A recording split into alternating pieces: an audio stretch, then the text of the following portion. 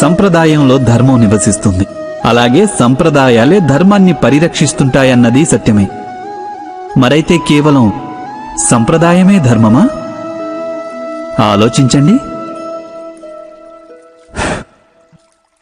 వాస్తవానికి ఈ పాషాణంలో శిల్పం దాగి ఉంది.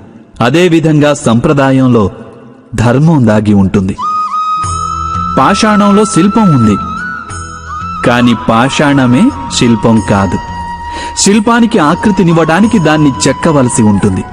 అనవసరమైన భాగాలను దూరం చెయ్యక తప్పదు.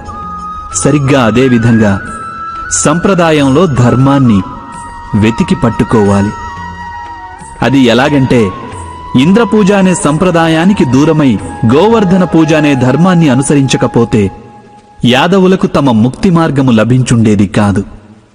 అనగా సంప్రదాయాన్ని పూర్తిగా విడనాడేవారు ధర్మానికి దూరమవుతుంటారు. అలాగే సంప్రదాయాన్ని గుడ్డిగా అనుసరించే వారికి కూడా ధర్మ మార్గం ప్రాప్తించడం దుర్లభం.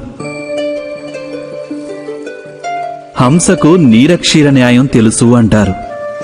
పాలలో కలిసిన నీటిని వేరు చేసి కేవలం పాలనే గ్రహిస్తుంది హంస.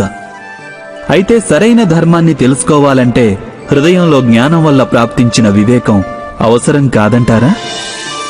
ఇక అటువంటి వివేకం లేనప్పుడు దేనినైతే ధర్మమని నమ్ముతారో అది వాస్తవంగా ధర్మం కాకపోవచ్చు.